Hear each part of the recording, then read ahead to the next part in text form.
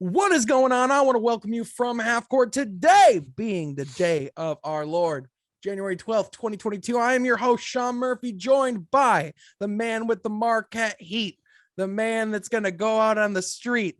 And if he's in a car, the tire's going to skeet. Troy Sergey. Troy, how are you doing, my guy? Doing good now at the Dallas Mavericks retired Dirk Nowitzki's jersey.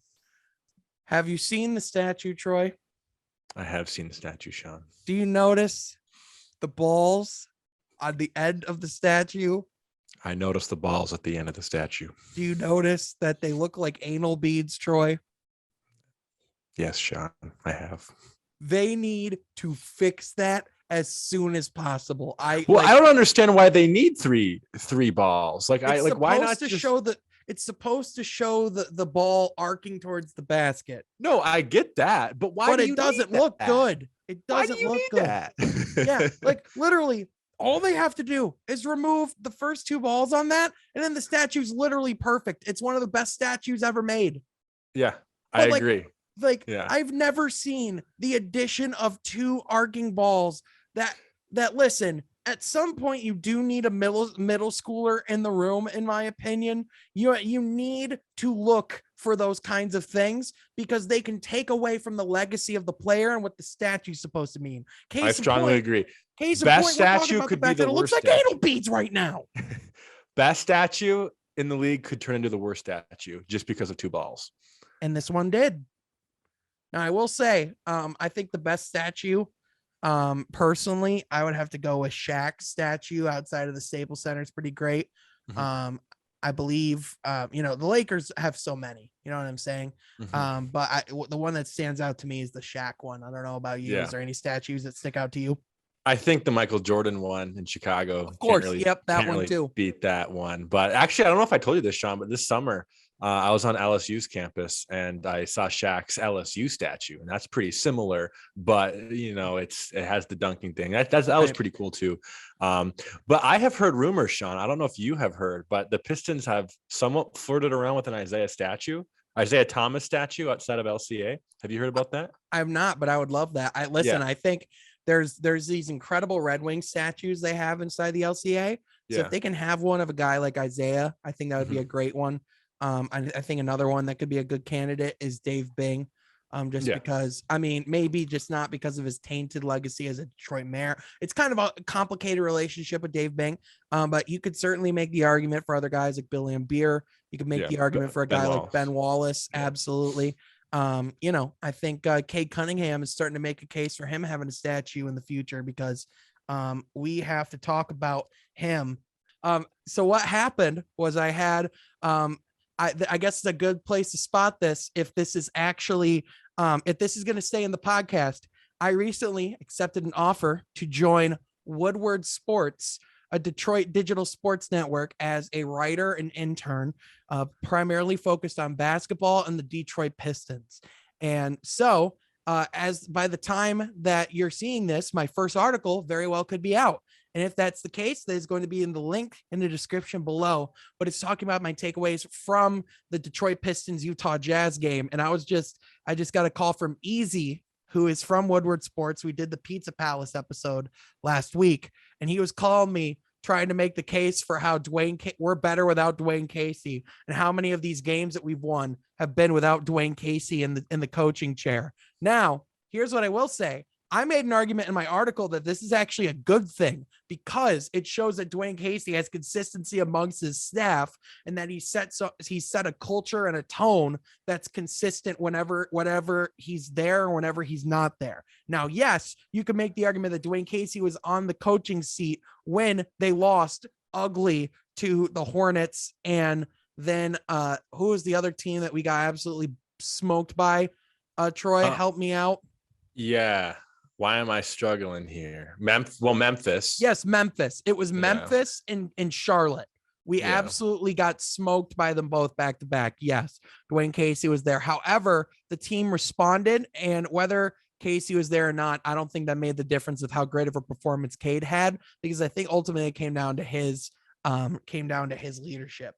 But I did want to shout out Easy on that because that was really funny that he called me right as I was talking about Dwayne Casey. But Troy, I will say, I overall, I'm really happy with the current state of our team. That was a really fun win, and the Pistons are just getting better at closing games. You know what I mean? I think a that's problem we've had, Sean, for 10 years. Yeah. But like, that's a good takeaway to have, because a team can, like, when a young player such as Cade Cunningham and Saddiq Bey can realize that they need to take over the game, and that they have to put the fate of the team in their own hands, and they start taking over and doing what they do. The team collectively commits to forcing turnovers. They get Utah to out turn over the ball. Detroit. Incredible. The fact that we won the turnover battle when we are going against Quinn Snyder, one of the most respected coaches in the game, that leads the best offensive team in basketball as far as efficiency goes, and we're beating them in that category. It's insane. So that is a great sign for a young team, and it shows what it means to win, and it shows what it means to compete at that level. So overall, I thought there was a lot of positive things to take away from that game. I will say one thing I did say in the article, and this is something I'm feeling personally, Troy. I think the more Cade thrives, the less I feel convinced that Killian Hayes has a future here, especially when he continues to struggle. And offensively, he is regressing from last year. So Troy, I would love to know what your thoughts are on Killian Hayes and what I'm thinking there. What are your thoughts? Yeah, well, I'm going to start there just with the win itself. And I think I was really impressed with, obviously, Cade Cunningham, career high 29 points. He had 8 assists as well, which I thought was really impressive too. But I can equally be as happy about Saddiq Bey. Sean, he has been pouring it on the past 10 games. And I thought that San Antonio win with the game winner in overtime, I think that proved a lot of your point of closing games out. I have just been very impressed with him. And I know he kind of had a slower start to the year, but to me, his sophomore season has been more promising than his rookie, as far as the future in Detroit, as far as contributing to wins, and as far as his, I guess, just motor, right? His motor of being able to play in the fourth corner, to impact games, and to be, honestly, Sean, your second option on this team. Yeah, absolutely. I think one of the steps that you have in a rebuild is, first, you draft as many guys as possible, right, among the top. And of those guys that you draft, you look for who your cornerstone pieces are. You look for who are you building around, right? Mm-hmm. And I think at this point, I think it's safe to say that the guys that they're building around are Saddiq Bey and Cade Cunningham. And it's 100%. I would say that those guys are the foundation of this roster, in my opinion. Yes. I think especially when you watch the way that Cade Cunningham, like I said, took over the game, did not let the coaching change affect him, just took over the game, shot with confidence, even when he went 0-5 to start the game. From there, he was absolutely electric, and he absolutely made his presence known. He made his teammates better. He had 8 assists. He had 2 steals, 2 blocks. I mean, the guy is just showing that he has what it takes. And then on top of that, you look at Saddiq Bey going 10 of 14, 5 of 7 from 3, 6 rebounds, is continuing to grow as a rebounder. I mean, there's just so many things in this team where it's just, okay, the ceiling is high here, and there's things to be excited about. So let's stop being so short-sighted about rough losses against playoff teams, and let's appreciate these games when our young guys are fighting like hell, acting like these guys don't care. And then they go out and do something like this. So, this is a good statement win for this Detroit team, in my opinion. Yeah, I strongly agree. And going back to the other point about Killian, nothing really has been fun this year about Killian, Sean. And I think the only takeaway is, I think he has shown great passing ability. I think he does, to a degree, have some kind of high basketball IQ. I mean, he wouldn't be in the league without it. Yeah. But I think, I think moving forward, Sean, I guess kind of going off topic, but not really. I think what we need to maybe replace Killian in the draft, what we should be looking for is an athletic power forward. I think a guy who can run the floor, who can shot block, who's a rim runner. Cough, chat, homegrown puff, cough. I wasn't going to say it, but I'm glad you did. I think he's a guy that fits this team really well, Sean, or at least a player who plays similar to him, because we already have our core established with a point guard, and a guy like Saddiq Bey who can stretch the floor, who's more of that small forward kind of guy, and yeah, I think we have a good backup of Isaiah Stewart if that's the direction we want to go to. Troy. So yeah, unfortunately, unless something crazy happens in the next month or two with Killian's improvement, I don't think we're going to see him here very longer in Detroit. I just had an idea in my head that really excited me. Okay. Go ahead. Picture this. Killian or Cade Cunningham.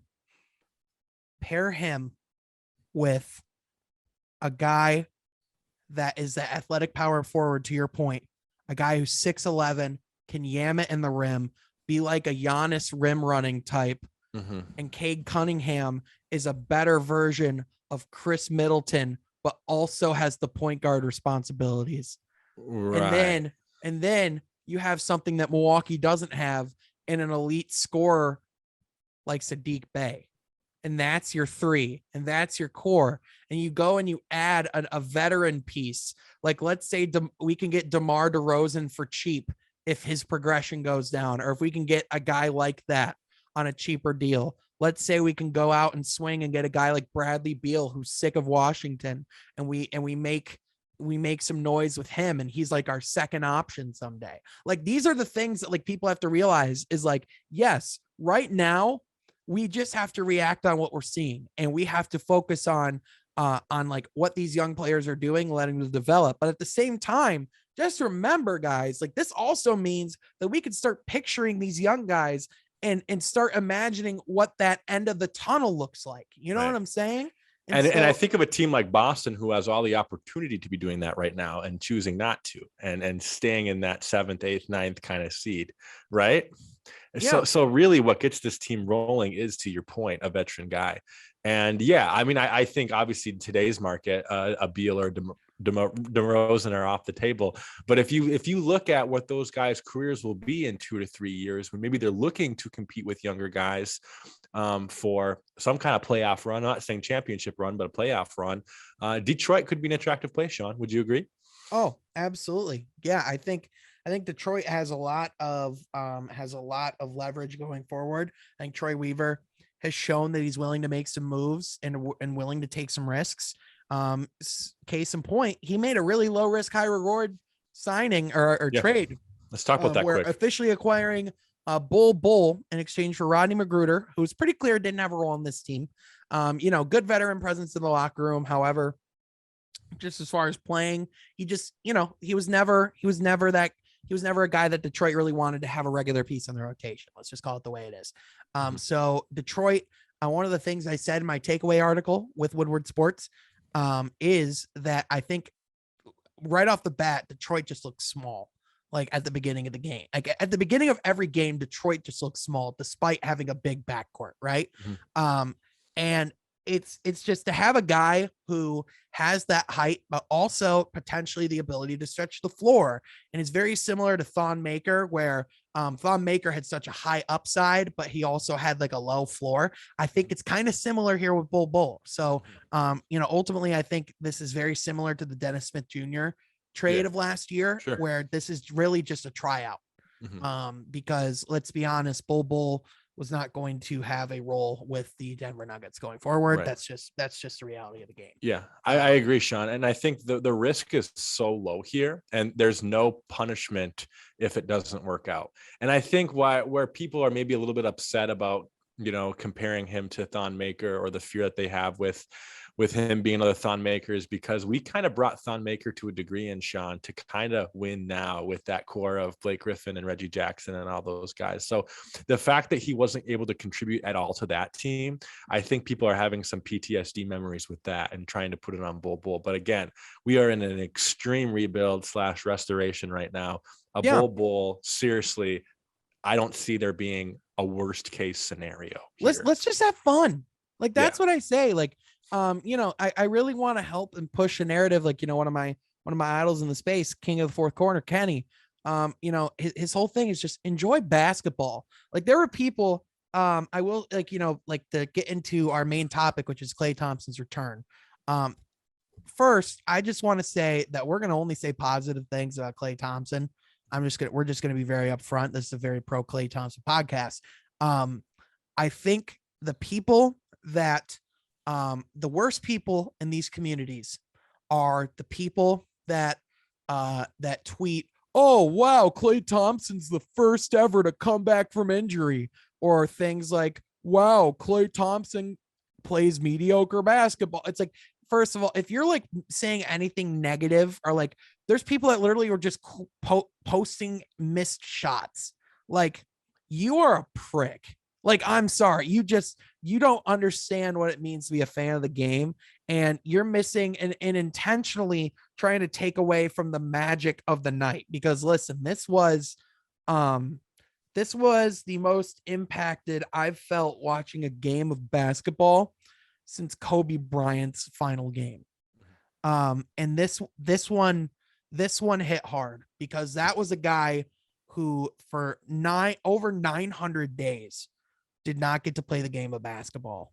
Right. And I don't know about you, Troy, but just I got chills when they announced his name, when it was and now, I was like, oh, I'm getting chills literally just thinking about it. Troy, talk about it.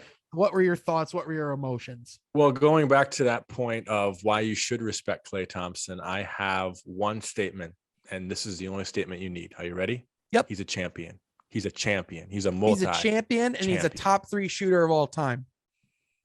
Ooh, something changed with our last podcast back in March when we did our Mount Rushmore. Is that right, Sean? I think he will go down as the 3rd best shooter of all time. Okay, that's fair. Yeah, no, you're right, Sean. And I think the champion thing for me really hits home, because not many players have rings who have played in the league before. Mm-hmm. And not many people have more than one ring, and not many people started on a team with that. So for me, Sean, that just clears up the room there. But no, it was a great return. I think sometimes when guys return from that long, or not that long, but for close to that long, they can be a little bit timid, and they can be kind of afraid. Klay Thompson was not timid. Yeah, no, there was no timidness there. And I think another thing that people maybe do is kind of just more stick to that role of 3-and-D. But Klay Thompson was getting to the hole. He was being aggressive. He was moving the ball around. Mm-hmm.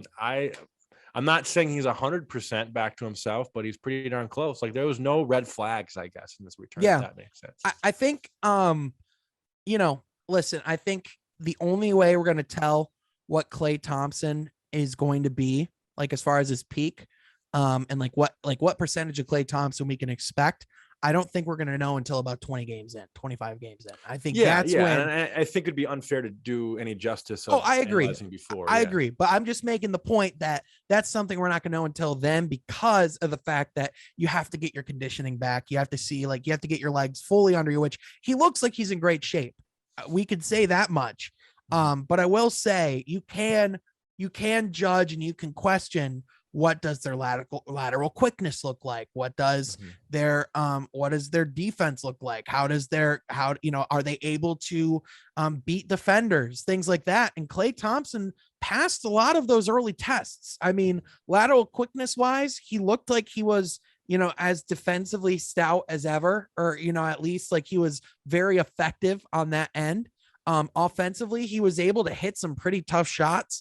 And on this team, he's going to have to play a significant role in order for this team to win a championship. And he's showing that he can still create shots. He was creating shots in the mid-range. He was playing on the pick and roll. And like, a lot of the things that we haven't really been able to talk about is what he's going to be like fitting with a lot of these pieces, because this is a very different team than what he was playing with back when he got injured. He has guys out there now like Andrew Wiggins. He has guys out there like Otto Porter Jr., which, by the way, not, it's not Otto Porter Jr. Wendell Carter Jr. Wendell. No. Wendell Carter's on the Magic. What is going on? It is Otto Porter is right. Okay. I was psyching myself out. It's Otto Porter Jr. Anyway, by the way, what a fun addition he's been to the Warriors. Like, the low pressure, like, kind of style he can play, and like the spark plug he can be. And he's a number 3 overall pick back in the day. He's a top 5 pick. Yeah, listen, like the Warriors, like, yeah, everyone was like making fun of them over the past couple of years. It was the obvious downfall. They had to like retool and kind of rebuild, but this might be the deepest Warriors team they've ever had. Yeah. And yeah, I can see that. And the upside talent of guys like Jordan Poole, guys like Gary Payton Jr., their ceiling is high, man. This could be dynasty run number 2, all written all over it, because this team is going to be a threat to win it this year. They're going to be a threat to win it next year, and they could be a threat to win it the year after that. Like that's they are going to dominate the West as long as Klay and Steph stay healthy, and as long as Draymond stays healthy as well, because they're just the best core players in the NBA of the past 20 years. So they're your pick over Phoenix. Yeah. Listen, Phoenix is great, but Devin Booker is absolutely fantastic. He can absolutely do it. Phoenix needs that third guy to step up in a playoff series. Like DeAndre Ayton has to be at his very best. Defensively, he has to be stout. Offensively, he's going to have an impact. And here's the thing. Chris Paul's not going to stop Steph Curry. Devin Booker's not going to stop Steph Curry. Who on the Phoenix Suns is going to shut down Steph Curry? Because whoever's going to have to focus on that, who's going to be left over to focus on Klay Thompson? Like Chris Paul can be picked apart offensively by Steve Kerr and the Golden State Warriors. And although I think the series would go to 6, I could see the series going to 7. At the end of the day, what team do I expect to pull it out? I'm going to go with the team that I've seen dominate the NBA over the past decade, and that's the Golden State Warriors.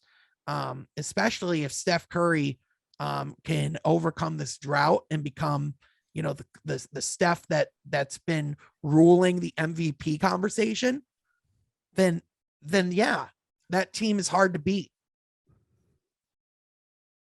All good things, Sean. All good things. Yeah, I think Jordan Poole too. You mentioned that name. That's the name for me that's really been impressive with this Warrior team, that I think goes into the depth of just how deep they are. Yeah, and future sixth man of the year potentially. Right. Yeah, big time. And I think his contribution to me, I think, pushes that hump as well. I love Phoenix, so it's really hard for me to go with Golden State. But after they've been playing, I think Steph's only had a couple off games this year. Now again, which he has. Now again, I take Golden State if Klay Thompson can come back and be Klay Thompson. You know what I'm saying? If Klay Thompson is 80 to 90% Klay Thompson, that's still Klay Thompson. You know what I mean? As far even 70 is hard to compete with, in my opinion. Yeah, 100%. Because listen, he could still give you bursts of magic. That first night of him being back was magic. That game was straight magic. So this guy can still do it. And if he can, they're gonna be a tough beat. They're gonna be a difficult defeat. So, I just I don't see a team that if they're firing on all cylinders has the cohesion to compete with that.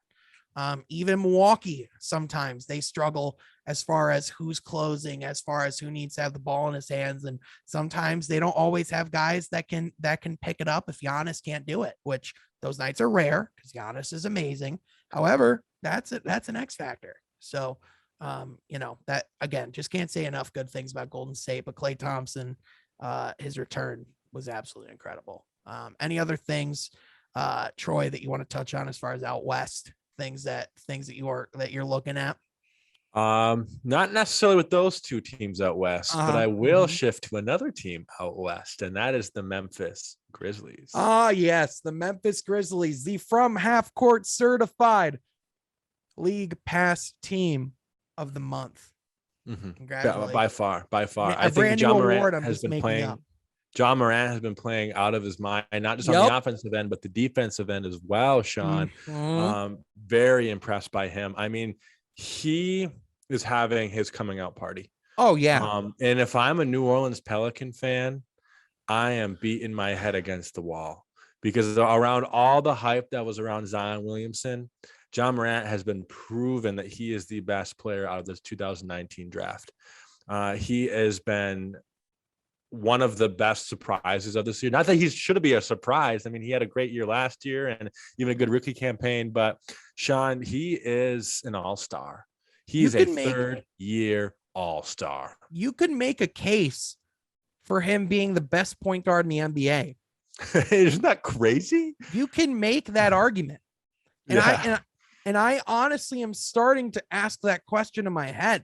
I mean, here's the thing. The Grizzlies, because of Ja Morant, are a great team. Defensively, they've stepped it up. They began the season dead last in defense and are now back to where they were last year, which was 7th. And the fact that they're over the last month, they've been like 7th in defense. They're absolutely recommitting to that end of the floor. Ja Morant absolutely taking over. And the thing is that that it's also the guys around him. You know, it's like the guys like Desmond Bane, Zaire Williams, Xavier Tillman, you know, just a lot of different guys that are contributing and stepping up for this team. Jaren Jackson Jr. Yeah, Jaren Jackson Jr. You know, that's a guy that when he's on, like, he can be an absolute X factor for this team. And like, you know, like Ja Morant, he only scored 16 against the Lakers, and Memphis beat them in the Staples Center, especially a hot Lakers, that were coming in. Everyone was like, oh, this team is so good with LeBron at center. This is a great idea that totally will last.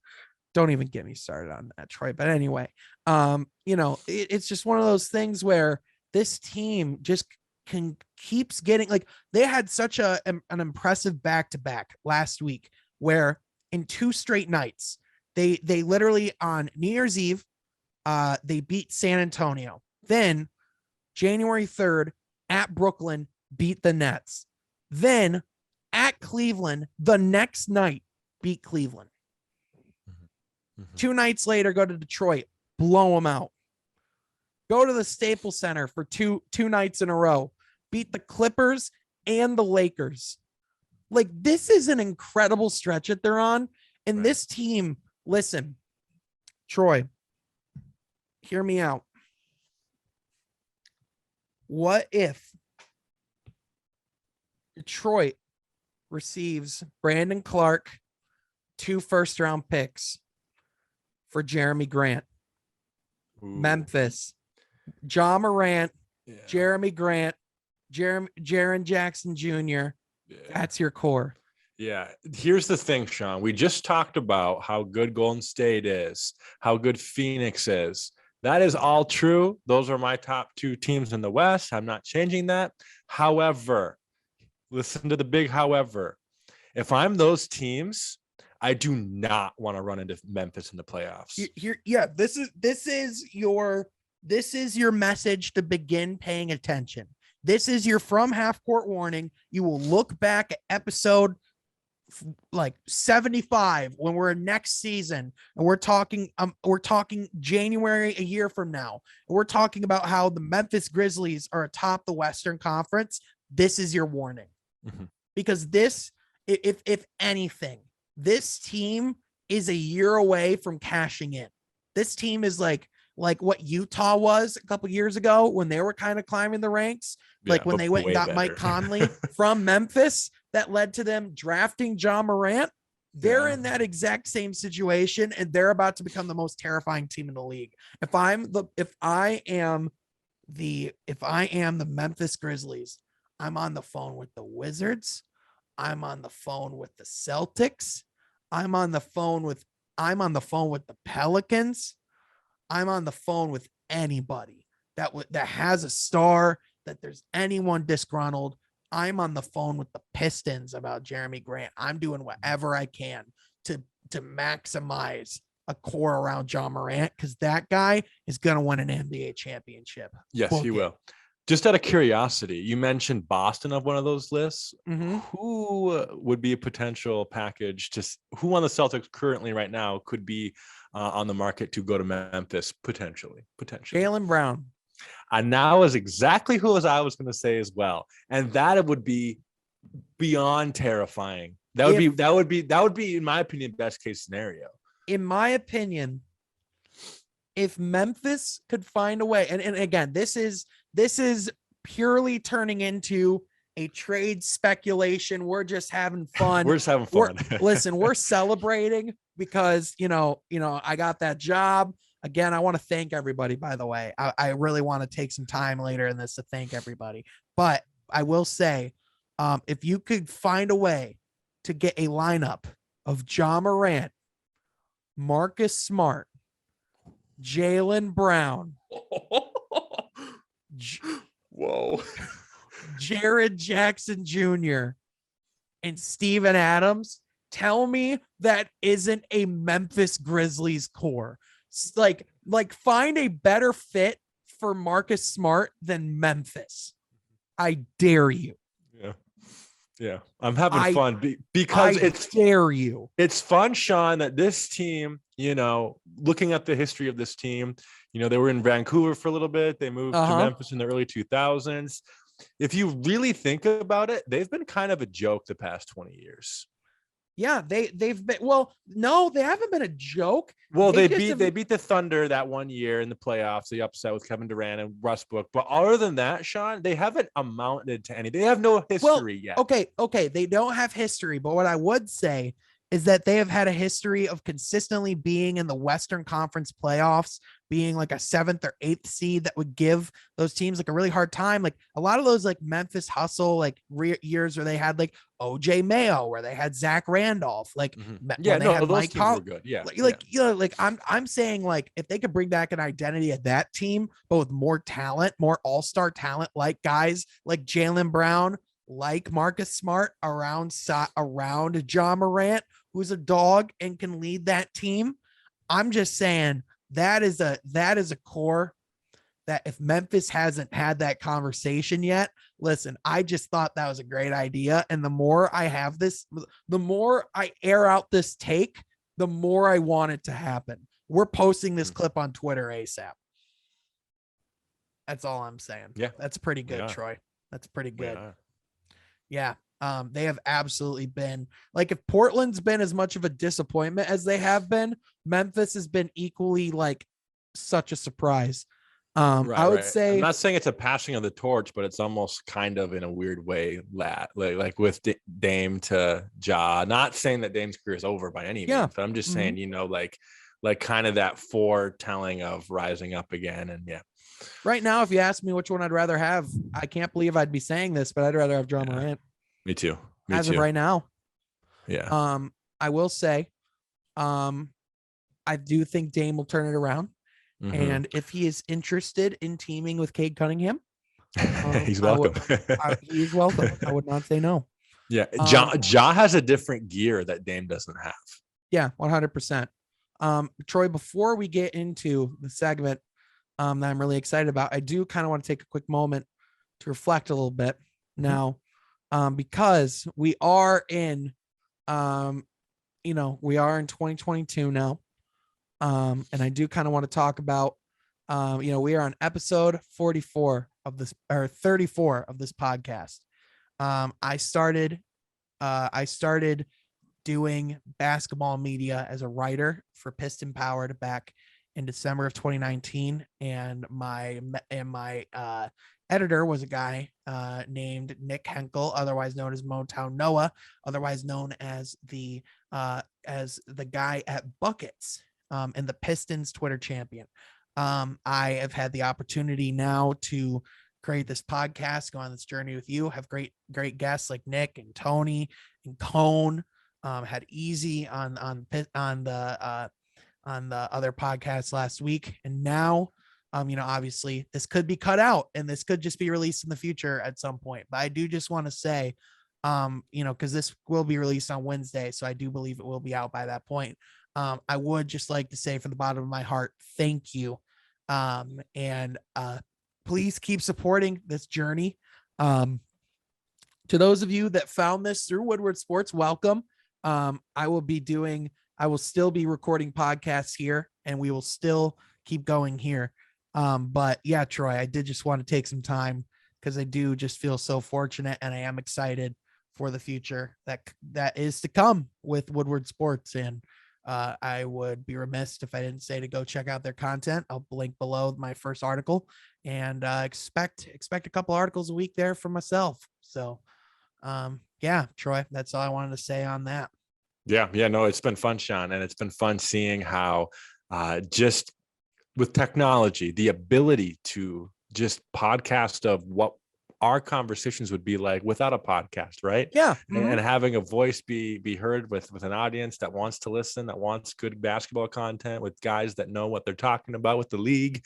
It's just fun. It's just really fun, Sean. So thank you for letting me come on this journey with you, because when I was watching the Pistons game, and Nick was on Rally Sports Detroit with Rick Mahorn, and he was the special guest of Pistons Twitter when Nick was on ESPN. And I think that guy was on our podcast. Yeah.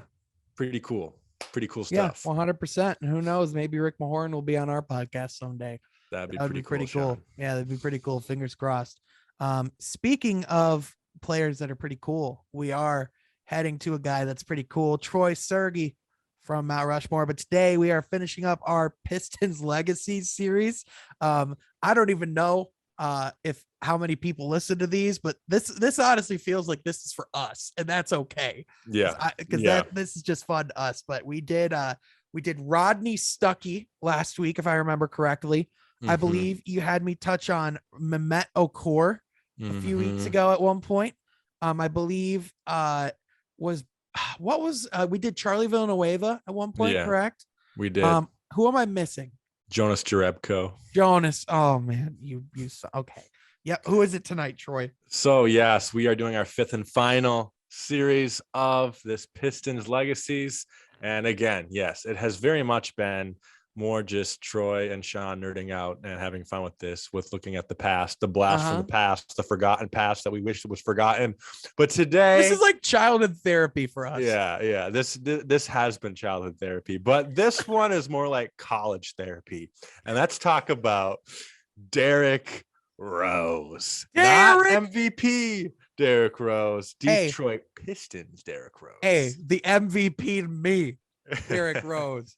Now, when Derrick Rose was signed, 2 years, $10 million, it was a consensus great deal, right? I think it was, you get the ceiling of what Derrick Rose could still do, while at the same time not paying him a lot of money in return. Derrick Rose, of course, a guy that on a good night can still give you over 20 a game, a guy that might not be the most efficient shooter, but is a good enough catch and shoot shooter. Someone that was in a similar stage of their career to Blake Griffin. See if you could put something together and make some noise in the playoffs, right?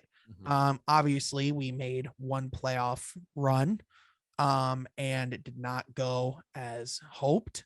However, Derrick Rose was not on that team. Oh, that's right. Yeah. He was brought in after.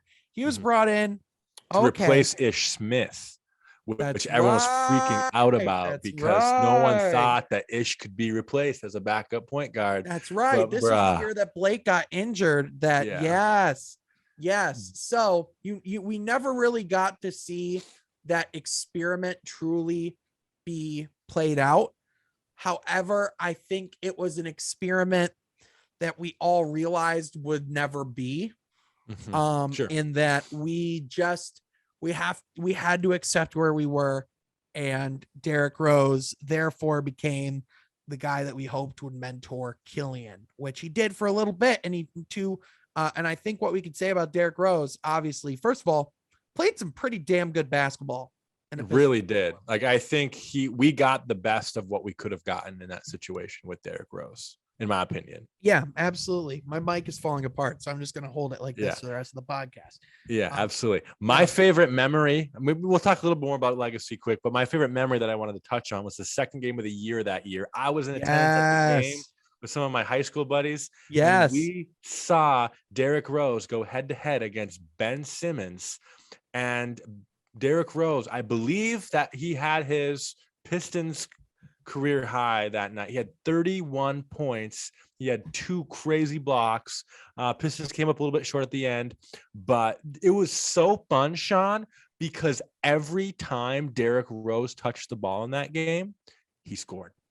Like seriously, it was insane. I strongly encourage everyone in attendance or anyone listening to this podcast to watch the highlights of Derrick Rose's 31-point game against the Philadelphia 76ers in October of 2019, because that was unreal.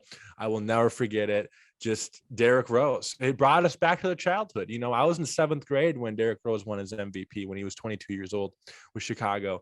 And it just had so much flashbacks to that. And I say that word flashback, but I used to hate when NBA or ESPN would show a Pistons Derrick Rose highlight and say, vintage Derrick Rose. No, not vintage Derrick Rose. Just Derrick Rose. Let him be himself, dang it. Let him be himself, dang it. Yeah. So yeah, I mean, that team wasn't going to accomplish anything, but for me, that was such a fun year and a half to have Derrick Rose on our team. And then even into the COVID year too, he had some good minutes as well. And unfortunately, well, maybe fortunately for his sake, he was traded midway for Dennis Smith Jr. and he got sent to the New York Knicks. And to this day, he's still having just as good of a career in New York on a team where he can compete and find minutes. All right. Well, I try to fix my microphone a little bit. Answer this question. Yeah. If you could bring one Piston back and bring them a second chance, who would it be and why? In the past, what? That's still in the league right now? Yes. If you could bring back any Piston in the past 20 years. Oh, 20 years. So they could be retired. Yeah, we'll go last 20 years. If you could give any player a run back in their era, who would it be and why? Yeah, I feel like that's a trick question, because of course I'm going to say with hindsight 2020 being Chris Middleton. We got rid of him way too quick. We threw him in a deal with Brandon Knight for Brandon Jennings, and we literally just threw him in there because we could. You know, I think he showed great promise with the little bit of action he got his rookie year. I think he just showed hard work ethic during that rookie year. And to me, we gave up on him way too quick. I know he was a 2nd round pick. I know back in that era of 10 years ago, 2nd round picks weren't what they are today. They're still not, you know, a huge asset today. But for me, Chris Middleton was a guy we gave up on way too soon. And the guy's an all-star, probably even a Hall of Famer one day. I think he's a guy that is a second option on this past championship team with the Milwaukee Bucks.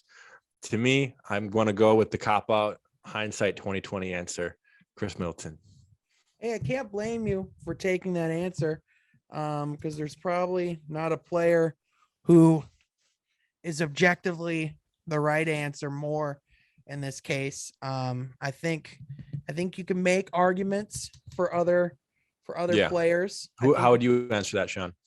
I would say I would, if I could change any fate of any player we've drafted, I would say I would want Stanley Johnson to have the life lessons he learned from Raptors 905 and what he's been for the Lakers, like what he's understood with his time there, and give him another run. Mm-hmm. Would you talk about what you think that would be like real quick? Yeah, absolutely. So to your point, Sean, you know, he was very much a disappointment in Detroit, not a bust, but a disappointment. He had some good defensive stints against LeBron James in the 2016 playoffs. He was a guy that I believe showed promising minutes, I guess. Yeah. He could shoot a 3-point shot. He had a couple nice 20-point games in his time in Detroit. But ultimately, it was time to move on for him. We traded him to Milwaukee for Thon Maker, bounced around a little bit with the Pelicans and the Raptors and all that. And now he finds himself today. Lots of G League stints he had. Lots of G League stints. Now he finds himself today as a starter with the Los Angeles Lakers with a team of Russell Westbrook, LeBron James, Carmelo Anthony. At the very least, a guaranteed contract for the rest of the season. Mm-hmm. Yeah. So I think if you somehow maybe brought him back, let's say next season, I think he's a guy that has a lot to prove. I still think he has a lot to prove in this league. So to think, I think he's 25 years old now. I think he's no, a little bit older than that, maybe 26. I think he's a guy that you would want on your team, Sean. I think he's a guy that will bring you great defensive impact. He's shown massive improvements with his shooting ability. I guess I don't really know if you say your question is like, what would he bring to this team now?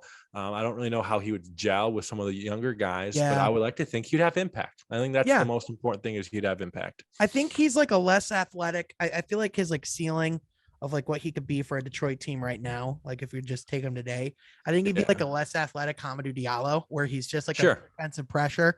And really just, would try to like occasionally maybe take a catch and shoot three. He's still not a good catch and three shooter. He's not doing terrible in LA. But as in that department, but they really need him there to have a body that can defend. And he's definitely doing that well. So, to his credit, he's definitely earned his opportunity there. Now, listen, I don't think he's ever going to get another shot with the Pistons. I don't think he should get another shot. But like, if I could go back and change the fate of any Piston, I would have wanted to see that one work out, because that one seemed like a pick in particular that hurt. Sekou. I was gonna say Sekou hurt me a little bit. Listen, I think we fooled ourselves with that one. We thought, Pascal Siakam question mark, but you don't realize how hard it is to actually make a guy be like Pascal Siakam. You just can't. That takes work.